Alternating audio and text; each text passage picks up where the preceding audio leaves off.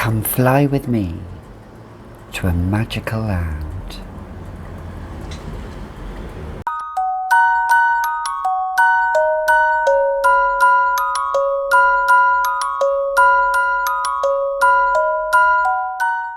Hi, I'm Gabby and welcome back to another edition of the Fragrantician, where we talk about nothing but fragrances.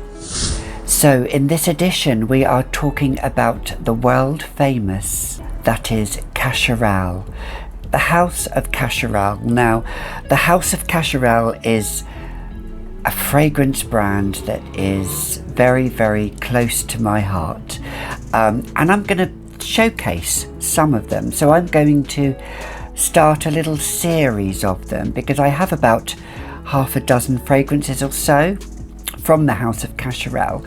So let's start with the first one that isn't the first one that I purchased, but it's still a classic, and that is this fragrance, Noah, from the House of Cacharel. And as you can see, this fragrance is a vintage one that I have in a 100 ml.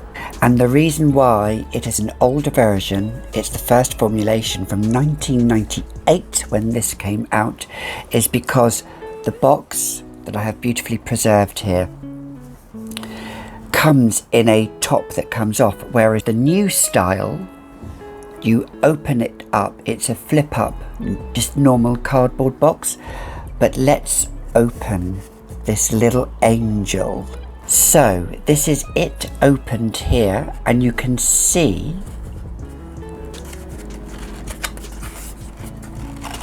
it opens up like so, and it comes with all the beautiful, I don't know if you can see it here, the wrapping in with it.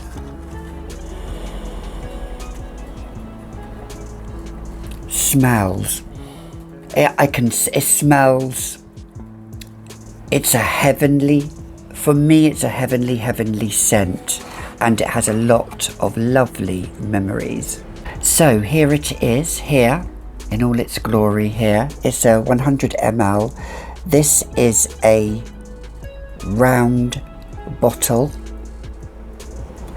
and I do have a smaller version of this in a 30 ml as well, of an old vintage style. You know me, I love my vintage fragrances.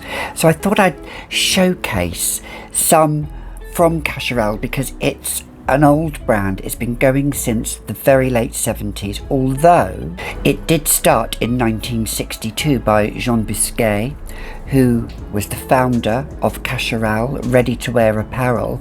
Very, very chic, comfortable, casual, soft fabric knitwear. It was that kind of 60s and 70s style that kind of came into fashion, and then the fragrances then came to fruition, and the first one was Anais, which had come out in 1979. But this one came out nearly 20 years later. This one came out in 1998. And the perfumer is Olivier Cresp, a famous perfumer who has done many fragrances. You know my signature scent. One of my signatures is Angel, which was made by Olivier Cresp. But this little beauty here came out in 1998, and it is when it came out, for me, it was one of the very first fragrances that I detected a note that I really thought I didn't like, but I do like when it is blended well, obviously, and that is musk, because this is a very musky scent. However, the main notes or the main accords are floral and fresh, musky, sweet, and coffee. Yes, it has a coffee accord to it, although there is a huge abundance of florals in here, but the only two that I really detect are lily and peony, lily or peony, lily and peony. I detect those in this fragrance. There's a little bit of rose in there, there's lily of the valley, but lily, I think, which is a beautiful floral, and peony, which is a sweet, slightly aromatic floral, but it has a bit of sweetness to this fragrance. That's what I detect in here. Now, the coffee note, it probably is a synthetic coffee note which is in here. Obviously, as you can see, this fragrance here, as it's got older, it has got darker. So because this is a vintage fragrance, to me the coffee is there. I can smell the coffee, the musk, the peony, the lily, and a little bit of freesia. Freesia is another one of my favourite flowers. Actually, freesia is my favourite flower in not just perfumery, but in as a flower itself. So people think that I absolutely love tuberose and jasmine, which I do, but I also love freesia as well.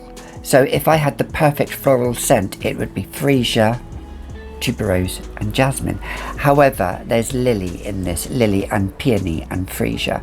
But the coffee and the musk is a magical combination. Not everybody does like this fragrance. Even now some would say it's fairly dated, but let's just spray it.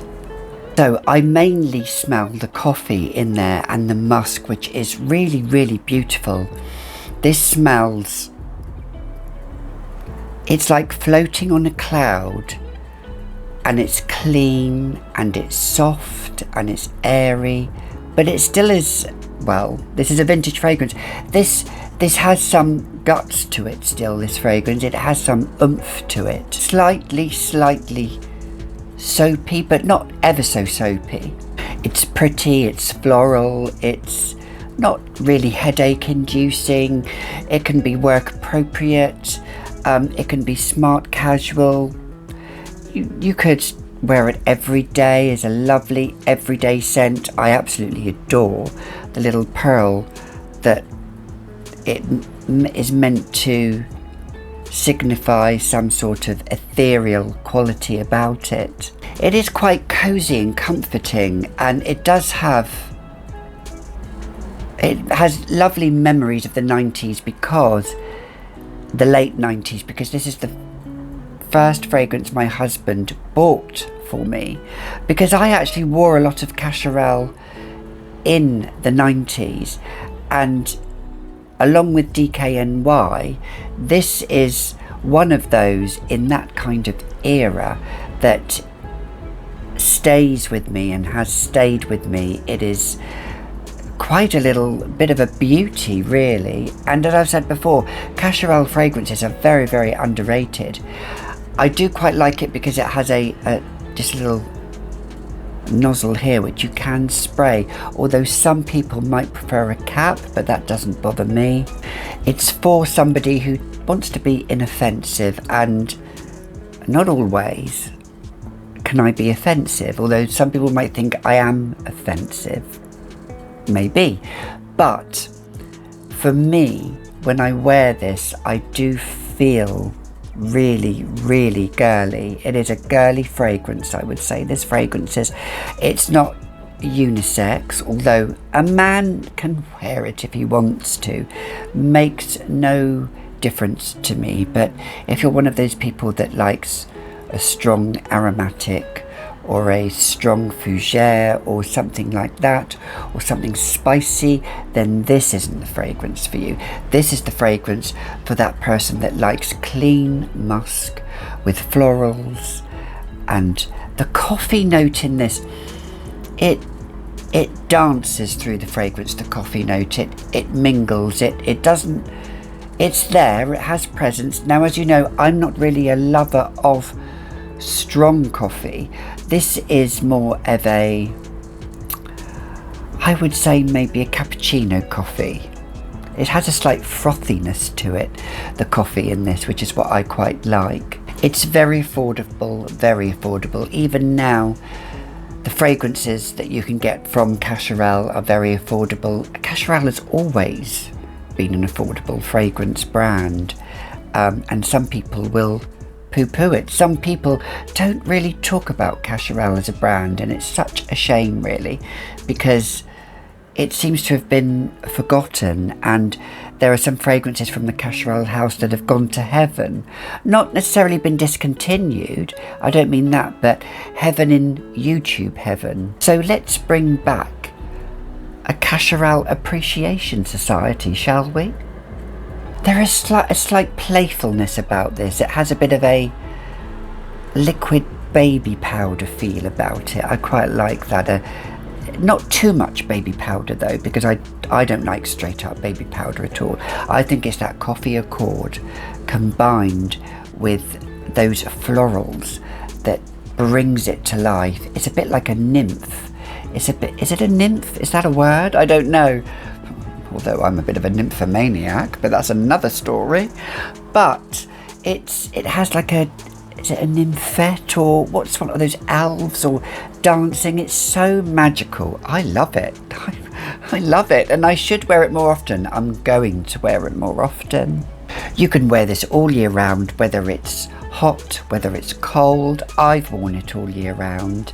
My husband Richard particularly likes it when I wear this fragrance. So Noah by Cacharel, an angelic, ethereal dance on a very, very light cloud. Just whisks you off and away. So what are your favourite Cacharel fragrances? Comment down below. I'm going to do another Cacharel fragrance review, so watch out for that. But until the next time, you've been watching another edition of The Fragrantician, and I'll see you all in the next video. Bye bye my lovelies.